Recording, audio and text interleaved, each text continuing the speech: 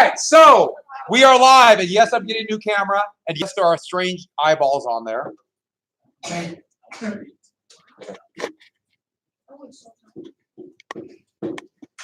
But I'm getting a new camera, and we're going to put it back there, and we'll get a director, and we'll stage this.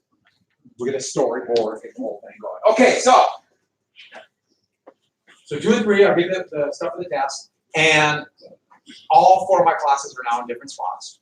One's already on the Vietnam War. I mean, it's weird that we were going that fast.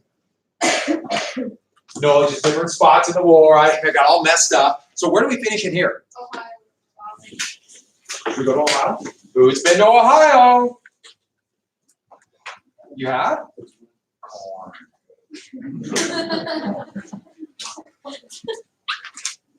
My brother lives in Ohio. That was my story. Okay, so back to corn and turkey farms. Okay, so the Ohio River Valley, and what's the first thing they wanted from the Ohio River Valley? Well, even before land, it was fur. And the fur trade is an example of what type of imperialism I gave you yesterday. It's kind of 2 different, and yeah, and they really go hand in hand, economics and culture. You think about, because most cultural things you have to buy, they go hand in hand. And so with that, what's the other kind of imperialism where you literally conquer an area, you put your flag down? Yeah, colonial. And then land. Who are people who try to buy the land or want to buy the land cheap and then sell it for a profit? Yeah, speculators. Who's the most famous speculator? Yeah, George Washington would try to do that because his family didn't have a lot. They couldn't afford that lifestyle he wanted. And I meant hit the floor, first try. And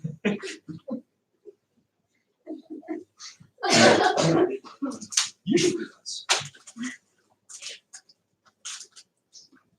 Would anybody notice? Okay, so you would tell on me, wouldn't you? Who would rat on me if I did that? The camera. We're filming this. I gotta stay. I'll turn the camera. Okay, so and I gave you 4 wars for empire. No, you do not need to know all 4. That's 5. No.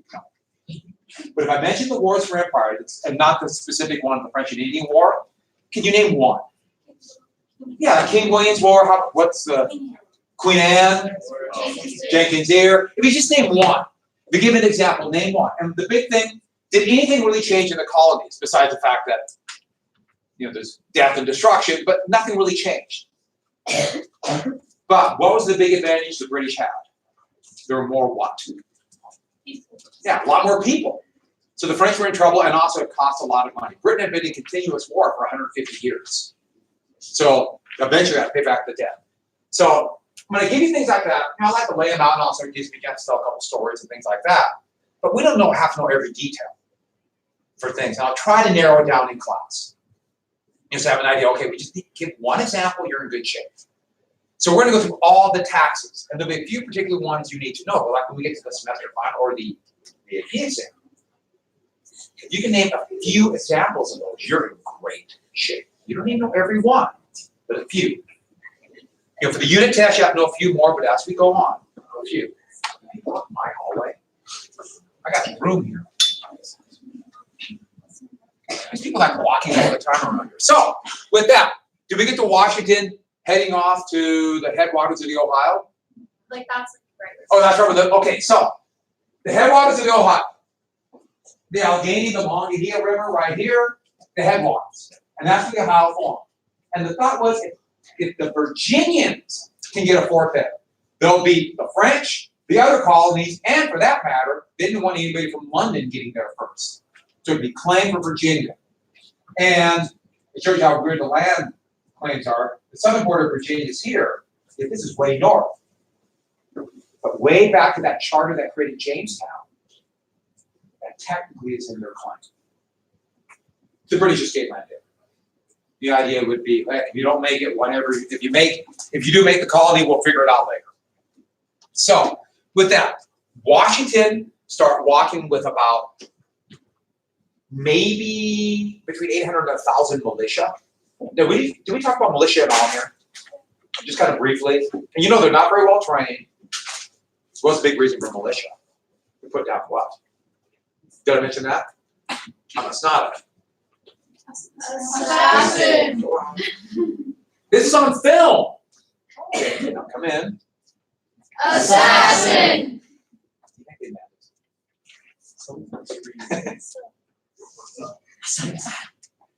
Okay, so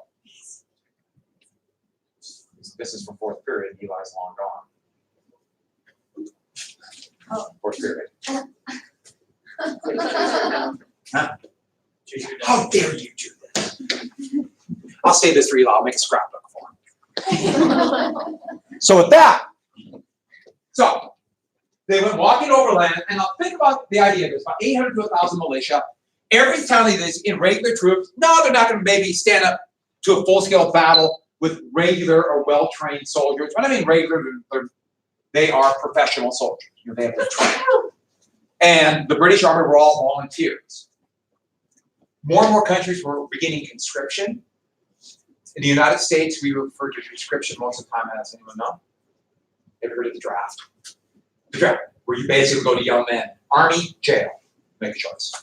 That's the draft. And the last draft, the United States ended their last draft in 1973. But young men, when they turn 18, and some young women have to go do what? Yeah, register for it, just in case. That's a legacy of the Cold War. Don't really need it, but it just kind of, it's there. We still do it. So, back to this. Militia, not very well trained, but the big thing is all these towns needed militia because of slavery. They all had to have a militia. We'll come back to this idea. In fact, they would even write it into the U.S. Constitution, part of the Bill of Rights. The state's got to have militias. Every state needs a militia to put down slave rebellion, which kind of takes away the whole free thing, doesn't it? But that's why they have militias. So they're not very well trained. And except for like Washington, who was relatively wealthy, but trying to act like a soldier, they didn't have uniforms, they had whatever clothes they had. And maybe 400 to 500, it's probably lower. It's really irregular forces because most people have these. But some of the tribes along here, they kind of recruited them because they thought they might be able to help them scouts, and they told them, hey, you can steal whatever you want. We're going to get loot. We're all going to try to get rich. And they walked from Williamsburg to here. While they did, they cut a road about this wide enough for a mule, like a pack animal. And so they had to cut through the forest. I want you to contemplate the kind of people they were back then. We're going to go walk 600 miles through a forest and cut a road. And what was their response? Okay. And they just go do it. How would you react? That's my imitation. They were of a different breed. A lot tougher. That generation, your generation are like, I'm from that older generation. So that's how we did it. We're tough. We did that. Every day, I'd walk 600 miles to school. Uphill through gator-infested frozen swamps. Every single day while cutting a road through the forest. And I did it, and I never complained. I would get nowhere. But it is kind of funny how his attitudes about time and distance is so much different now. You know, take that, yeah, well, those few hundred miles, you know, they all want to take a few hundred miles now. How long did it take them? Months. Yeah, about 3.5 months. Just the whole idea of time and distance is so much different. We get ideas from them, but people are people. Human nature is always the same. But they're not, we would not adjust well to that world. It just wouldn't make sense. And that's just one example. Okay, we could comprehend that. I don't want to walk 600 miles and cut a road. So, with that, they started walking that way on the wide path of the border. But they knew that the French and their allies were watching. But what made it worse is when Washington arrived at the headwaters of the Ohio, the French had beat them. The French had built a wooden stockade with also dirt ramparts. So it was a pretty impressive fort called Fort Duquesne. And it looked like they had cannon, and they had no idea how many men were there. Fort Duquesne. The French had built a fort. Washington was furious. Did I tell you Washington's 3 goals in life yesterday? No. Washington only wanted 3 things. A young man, 21 when he got the job, 22 here. This happened. He's 22 years old. He wanted 3 things in life. He wanted, and these are noble goals, he wanted to be really rich. He's a relatively poor plantation family. How are you going to do that? He wanted to get there, buy that land, sell it, so he could get his own plantation. The other thing he wanted to do was be a country, like an English country gentleman. You know, live that life of a gentleman, have a big mansion. That's what he wanted. And there were some people who had that lifestyle in Virginia. Washington did not. They were more wealthy than most families, but he didn't have much. And the other thing he wanted to do was become an officer in the British Army. And most officers at that time had nothing to do with skill. It's aristocrats. And that's what he wanted. That's what he thought he would get. And if he got this, he could get all three. Now, he didn't have a classical education. Gentlemen in England in the 18th century had this classical education. There's a lot of things you had to learn about. They're just beginning about the Roman and Greek classics, poetry, but one of the big things, language. Gentlemen learned French. Even if they're from England, they learned French. That was the language of culture and sophistication. Louis XIV, 60 years earlier, had this idea of France being the center of Western culture. And that would be the language of diplomacy all the way to the 20th century. Anybody's going to be a diplomat, regardless of their country. So to be an ambassador, had to know French. It's not like that anymore, but that's where it was. He didn't have that education. He couldn't speak French. He knew how to survey, which was a really valuable skill, especially if you're going to carve out land, but he couldn't speak French. But back to this. He got there and panicked. All his dreams are now away, are gone. And, you know, he's 22 years old when that happened. He's got maybe another decade. And he could see this. What if the French got this? There's no land east of the Appalachian Mountains. I'm sunk. He didn't know he married the richest widow in the colonies. He didn't know that was coming down the road. And so he panicked. And he did something really stupid. He didn't want to go back and admit failure. There was a small French party, no more than 20 soldiers marching towards Lake Ontario. So you get this idea, they're cutting across. Some soldiers, maybe some civilians, maybe some Hurons. The big tribe here, a lot of sub-tribes that were allied with the French. And the Hurons, fierce fighters, the French looked like, adopted their strategy. Adopted almost everything they did, including their clothing. And in the summer, you better want to guess how the Huron dressed. They didn't really. So there's just a bunch of mostly naked guys walking through the forest. And, well, you know, if you're tan in the forest and think about an eastern forest, it's actually not bad camouflage. It kind of blends in. You wouldn't think about it, but let's not go there. Moving on. Washington saw them and made a rash decision. Let's attack them.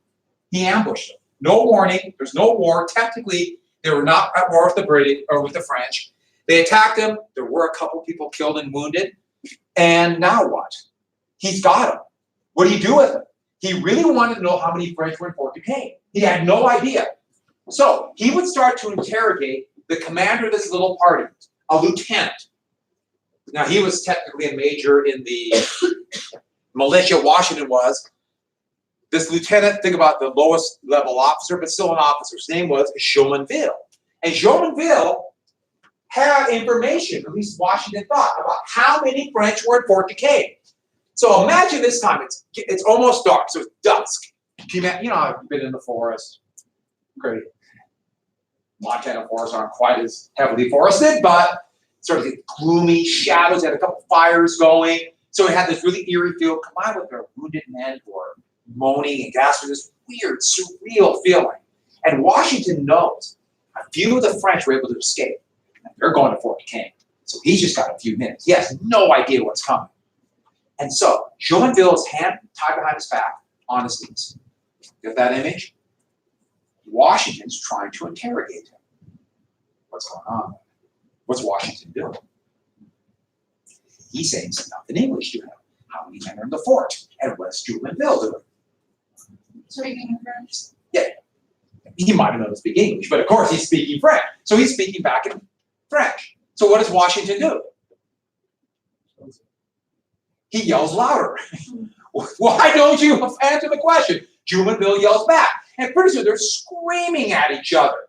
And Washington, he has, everybody has some failings except for us in this class, right? We have no faults, right? Out there, danger. In here, fun. One of Washington's biggest failing, and a lot of people have this, he could not admit any failings. He could not admit he made a mistake. He just couldn't do it. He could not admit that there was some fault. That was his insecurity. It came out, just couldn't admit it. So he didn't admit he didn't know French. And so this began to escalate. And he's clearly losing control. And the tension is rising because everyone knows we just had a battle. The French might be coming in any moment. So one of the considered to be one of the leaders of the Powhatans, the English called him Half King, was carrying a war club. So like a big, thick, heavy piece of wood with a polished stone tied to the end. And they would use this to hit people, but also one of the things they would do is like, and then run away to him. Courage. I got that close to my enemy and I touched him. That's a lot of Americans would do that. But Half King is standard on, so you're going to be German. It's for the class. It might hurt, but it's okay. Imagine this is a war club. German or Half King is sitting there basically on the war, and he's like getting really, really mad. He's watching this and finally just decides, I've had enough of this. So when don't face me.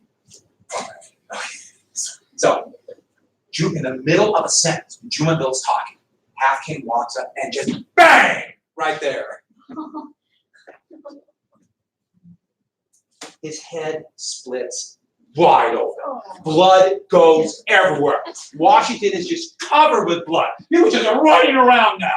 And then Half King walks over to the corpse, who's kind of sitting there, still moving, sticks his foot on a piece of the broken skull, rips open the skull, pulls out the brain, which is fatal for Jumonville, pulls out the brain, and begins to wash himself with the brain.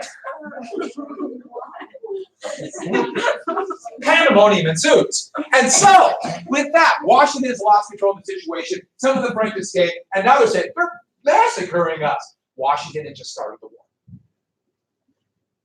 Now, Washington the war was going to happen anyways. The French were looking for an excuse for a preventative war to keep the British from taking their land. But now we have a full-scale fight. And isn't that ironic? Washington would start the war that would eventually make him the first president of the new country, the United States. Isn't that weird? Just so weird. That was his plan. So with that, Washington, then he panicked. Oh, we're dead. We're out in the middle of the forest. We don't know what's happening. There's Huron all over. They run away to a fort. Oh, I should add this. Huron. Anybody know how the Huron wore their hair? Have you ever heard of a Mohawk? The Mohawks did not wear their hair like that. The Huron did. But in World War II, U.S. paratroopers were out there training, and they were taught tactics of what we would call in the next century today guerrilla fighting. If you're behind the line, small forces. And they called that, because there were so many Western movies at that time in the 1940s, Indian tactics. And so they said, we want to dress like somebody we saw in a movie. So they wore that and they called it a Mohawk.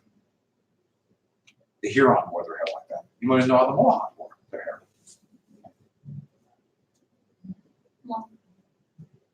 So, adulthood, the way that we get adulthood is, ready? Now this will hurt a lot, but we need to learn. I'll give you 5 points extra credit. So, ready? Grab their hair like this and yank it out. Now, when I yank that hair out, what amounts am I yanking out? All the way to the skull.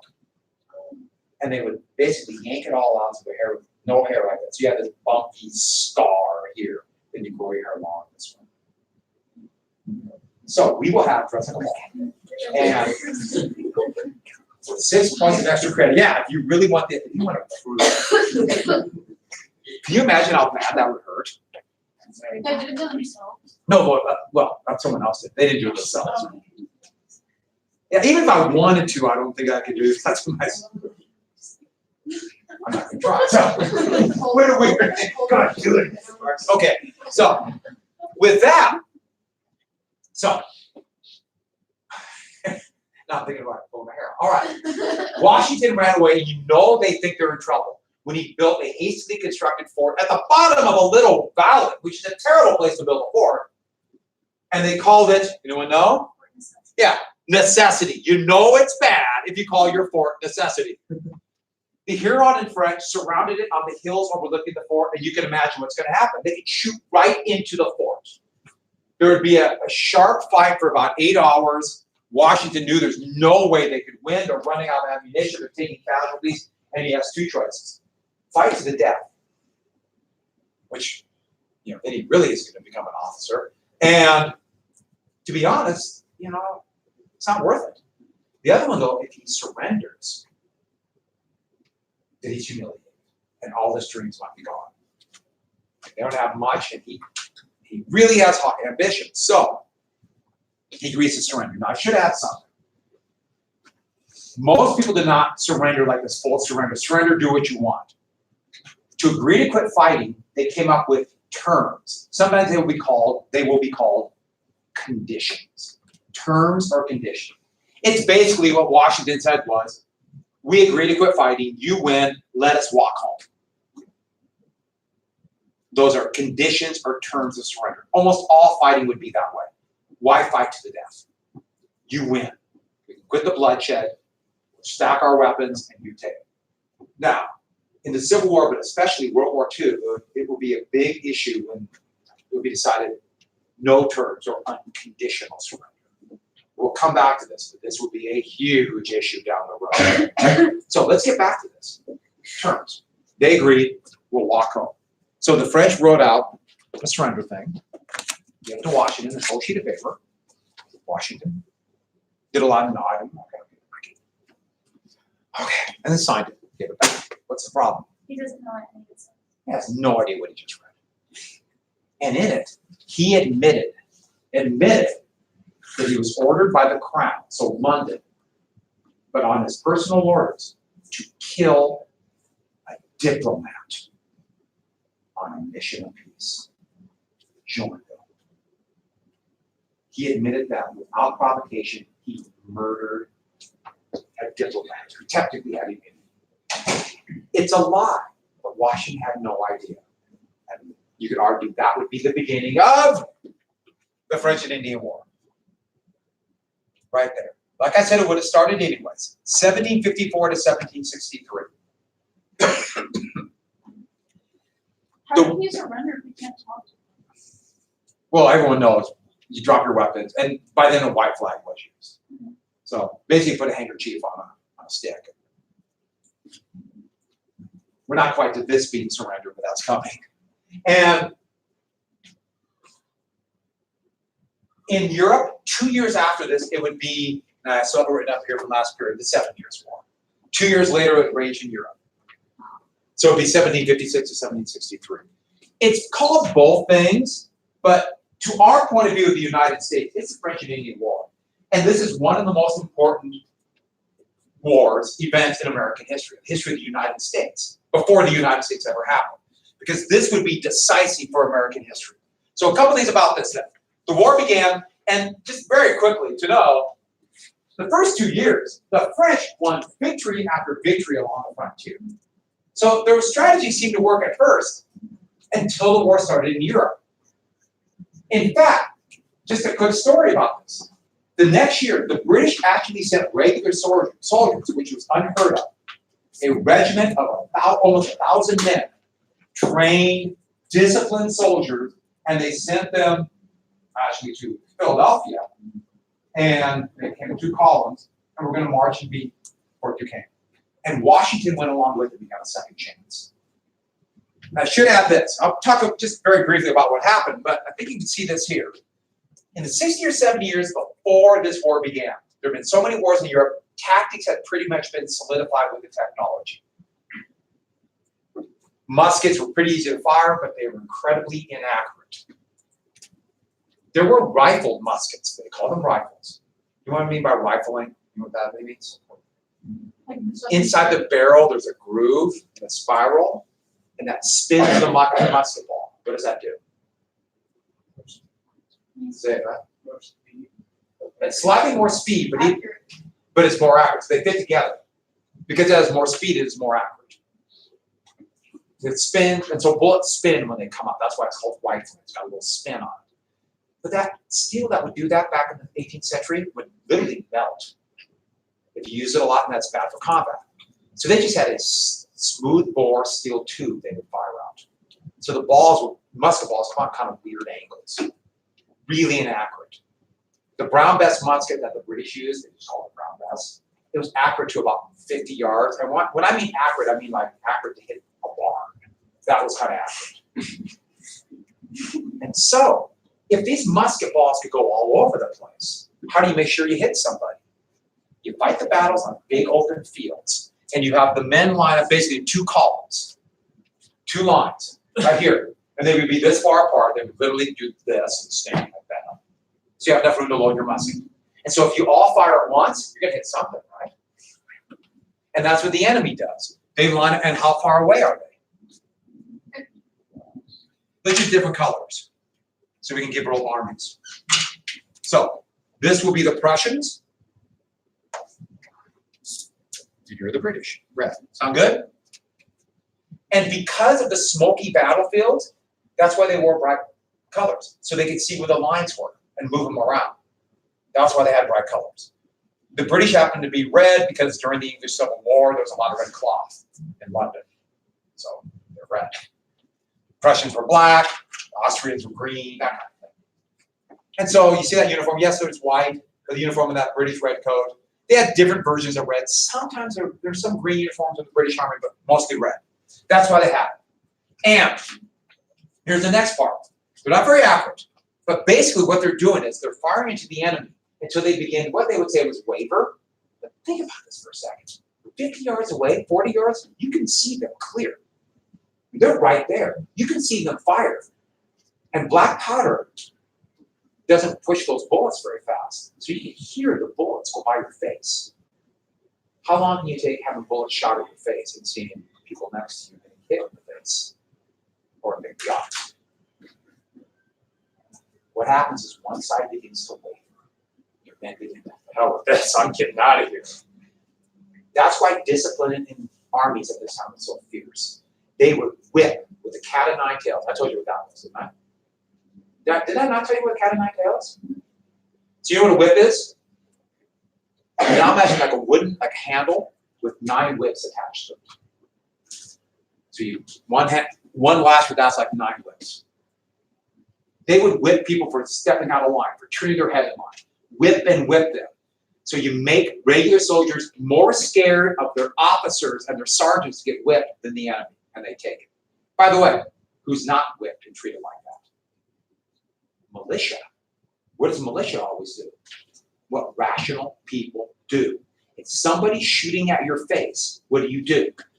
Run, right? And then, when the enemy starts to waver, what they would do is they would turn their musket into a pike. You know, pike, a long, pointed stick. How would they do that? See what a bayonet is? Bayonet would be attached to the end of the rifle. Bayonets then, imagine, basically a steel rod that would go to a fine point about that long. They would stick that to the end of their rifle. And they'd hook it on their hip, and they'd march in a big line at the end. When the enemy starts to waver. Because, and this is the truth, here's another valuable life lesson. Ready for this? Write this down. People don't like to be impaled. Impaling, bad. And same thing, militia sees that, goodbye. So the story was militia always ran. Now, that's the tactics you develop in Europe. Pretty brutal, isn't it? Of course, it's more brutal now with the high explosives, but that's another story. Do you see a problem in the Americas using these tactics? Don't you need a nice broad field? Where are you going to find that in Western Pennsylvania? It's mountains, heavily forested. Washington tried to tell the British, you can't fight that way. And they thought, you dumb colonials, we're going into the forest. And think about nice bright red uniforms in the forest. Ambush bait, isn't it? And that's what happened.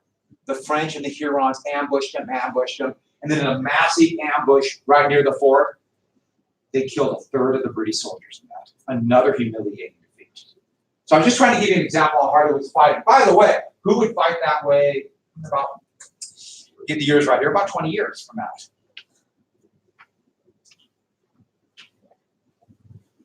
The new United States against the British. That's what they would fight. What do we call those tactics? Now that's coming in the 1800s, that term, but that's what it means. Washington would actually lead a successful rear guard, but nobody gets credit. In fact, he thought he was going to get a little credit. I saved 2/3 of the men by getting them out of there. No one gets credit in a disaster. Everybody gets blamed.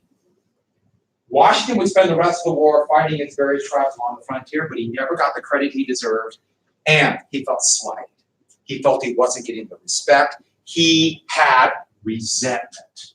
And he was mad. And there's nothing more dangerous than one person or a group of people who are, they feel slighted. They feel like they're being mistreated. Because what does that do? It festers, it builds, and it's corrosive. It's corrosive amongst people, and it destroys societies. You get a lot of people who feel resentment, and politicians will take advantage of that. I'm telling you, sure, there's nothing more dangerous than that.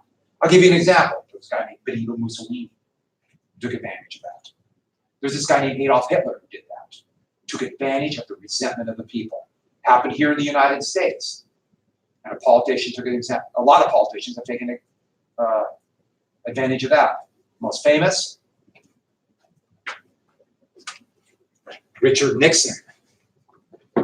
Yes, someone gave me that poster. I had to put it up. So, for the next 2 years, like I said, the British were losing. The colonists were losing. And then war started in Europe. And now the French are involved in massive battles in what is now Germany. They're preoccupied there, and the British begin to win victory after victory. In fact, in just 2 years after demolishing a British army right here, the French had to evacuate Duquesne, and they blew up the fort with gunpowder. The British moved in, built their fort, and named it after, they're starting to call them prime ministers. He's considered to be the architect of British victory in the most important war of this century, William Pitt. So they named the new fort there after him. And what city would form around this? Toledo, Ohio, exactly. And so with that, Pittsburgh, yes. And so now the French are just trying to hold out. Remember, all those other treaties ended with a draw. So what the French did is, if we can hold Quebec, sit there and hold Quebec. And Quebec's on a fortified cliffs overlooking the broad St. Lawrence River. It's over a mile wide right there. Fast-moving river. Remember, there's a lot more water up here than, let's say, here. And so that's their plan. The British do something absolutely daring. They're going to take 4,000 troops, put them on board ocean-going vessels, and sail up the St. Lawrence. Can you imagine how difficult it would be to take ocean-going ships and sail on a river? Have to do little tasks, or get men to go out on rowboats and pull the boats. So just a nightmare. Volunteers for that job. But that's what they did. Because I don't know if you know this, as it would happen to be, Canada's cold in the winter. Yeah, that's science. So how long do they have to fight up there? They can't start going up the St. Lawrence until July. And they have maybe 3 months. And if the British Army's caught up in northern or Canada and Quebec in the winter, they're done. So this is a limited window. And so they made up the river. And we're coming up to the 1759 Battle of Quebec. And, okay, sometimes I find some battles interesting, but some have incredible importance. Just a few things different could have turned an entire course of history. You know, there's some battles you might just need to mention, and maybe in a different type of class we could go over them more. This is a big one. If the French would have won Quebec, our entire course of history would be different. Everything we know, or wouldn't matter if you wouldn't have known it. It'd just be a totally different world. I can't imagine there would be the United States. We know it. There would have been a Revolutionary War. I mean, all those things, or at least would happen. We'd be speaking Bulgarian. I mean, all these things could have happened. Can anyone speak Bulgarian? I've seen Bulgarian written. Just put a bunch of consonants down. That's Bulgarian. But, and I'm sure they laugh. Look at all those vowels. Anyways, so I drew a map. I put it on the overhead. I drew it on there. And I do this because I know I'm showing off my cartography skills. I can't help it. You know, I can be vain too.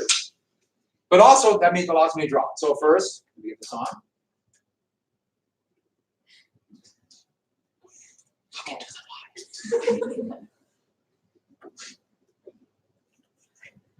Where were you the night of October 21st, 1942?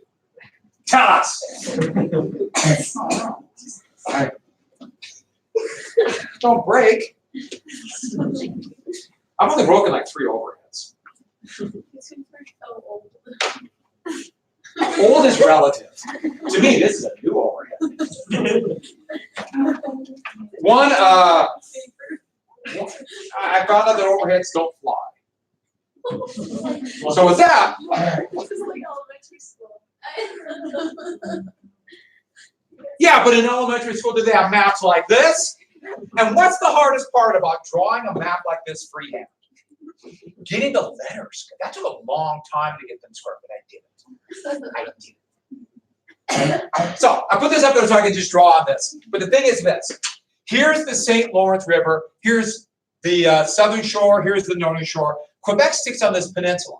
There's 50 to 100 foot cliffs all along here and down the river for miles.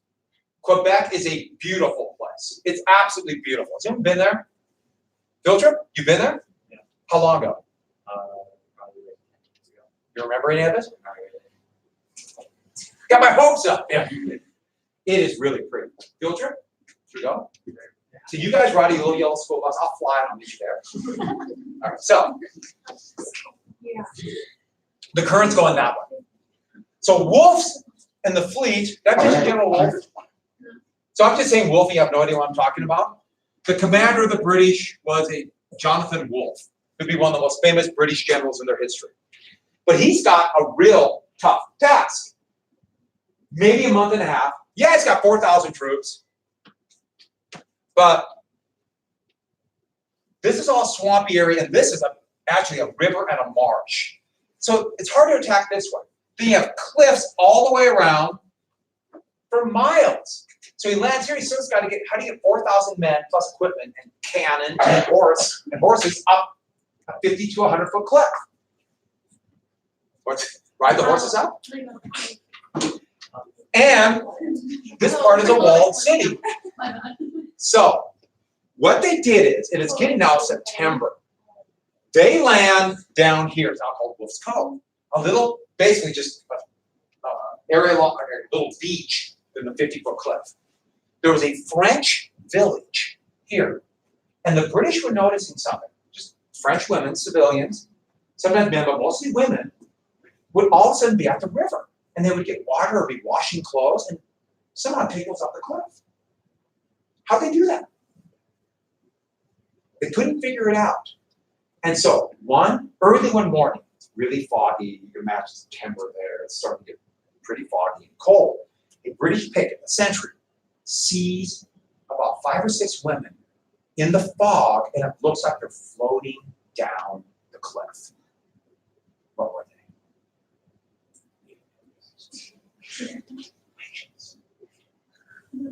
And so, with that, no, they had no idea. And they let them go back up, and they went over, and they went over to a spot where they went up the hill, or the cliff. They walked by it 100 times and never saw it. There was a little path about this wide that switched back this way up the cliff. And unless you're on it, you couldn't see it.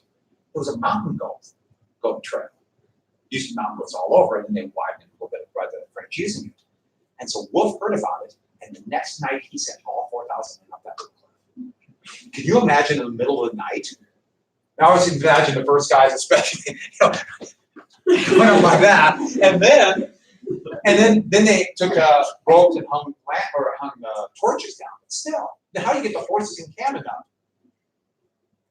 Catapults. They just ropes. They pull them up. They got a ride. And surprising the French and their commander Montcalm, in this big plains right here, now an open area. You can fight a traditional European style battle. Here are 4,000 British troops ready to fight. And this is where the French commander, his name is Montcalm, who had done brilliantly, makes a fatal mistake. He has about 4,000 men, but half are militia. What do militia always do? He put the militia on the flank. So he put the militia here, and he tried to protect the main part here with his regular soldiers. When the militia started to waver, Montcalm rode over. You're on his horse, you're waving his sword to rally him. What happens? He's mortally wounded. And when the militia see him mortally wounded, what do? And they're already beginning, Oh, Montcalm's down. What do? Good luck, and they're gone. They take off running, and the rest of the French line then collapses. A few things different. They would have held. We'd have a different course of history. Ironically, Wolfe was mortally wounded just at that moment. So Wolfe would win one of the greatest victories in British military history, and also one of the most important victories for the history of the United States. But he would die before the battle even ended. It's a little like the most famous naval battle in history. You ever heard of the Battle of Trafalgar? And the British commander died for the battle as well. What's your question? Just question. British points. Yeah, the British won a huge victory. The French lost, and with that, the whole course of our time ended. In Wolfe is still studied in Britain. They have statues of him. There's big paintings at their military academy at Sandhurst. If you go to St. Paul's Cathedral in London, they have a big statue of Wolfe right in the middle of the cathedral. It's kind of the history of England and London. There's this weird statue of him, mostly naked, surrounded by naked angels. It's kind of creepy, but that was the style. And they won. The war is going to go on for another 4 years, but the French and the colonies had lost. When the war finally petered out in Europe in 1763, they would meet in Paris. 1763 for the treaty. Sometimes you see a treaty called the Peace of Paris. If somebody asks you for name a treaty, and you don't know the name of a treaty, guess Paris. Because the odds are it's probably going to be in Paris. There's a lot of treaties in Paris. In fact, there'll be 2 in this unit. I did that for your convenience. The 1763 Treaty of Paris and the 1783 Treaty of Paris. So, when in doubt, Paris. Why Paris? I think it's because of crepes. Moving on. Here's the big thing that happened. A massive a massive British victory. Huge, unprecedented British victory. So, the British got all land east of the Mississippi River. All of it. This is huge. Look at this map over here. All this area in orange was French. Now look at this map. All this area, including Spanish Florida, went to the British. For 20 years, the British had this. All of this. That's amazing. And now the French threat is gone. But the French, they could have kept Quebec. They were given a choice. But they gave up Quebec to keep 2 islands in the West Indies. I'm calling them West Indies because that's what they call them then, but today we say the Caribbean. They kept part of the Hispaniola and another island. They thought these were more profitable than Quebec because of what crop? Sugar was so valuable. Now, you might be thinking, well, okay, whatever, the French got this. What does this have to do? Remember these islands. These will be decisive for the U.S. victory in the Revolutionary War. Decisive. These islands. And lastly, to make sure the British don't get it, the French gave the Spanish, Louisiana. They got Louisiana. Now, Louisiana, don't just think of the state of Louisiana. You're sitting on what the Louisiana claim, all this area here. In the secret treaty, Napoleonic France would get it back in 1801. But that's part of the reason why New Orleans is such an amazing town. It's got French, Spanish, U.S. There were a lot of runaway slaves that formed a very unique area there. It's a pretty cool place. I like New Orleans a lot. And the results of this would change everything. The French threat, let's go for the British. For the British, French threat is gone. 2, debt. The British won, but they have had to borrow a lot of money, and I'll talk more about how this is done, because it's such a big part of our history about debt. But debt. And who are they going to make pay?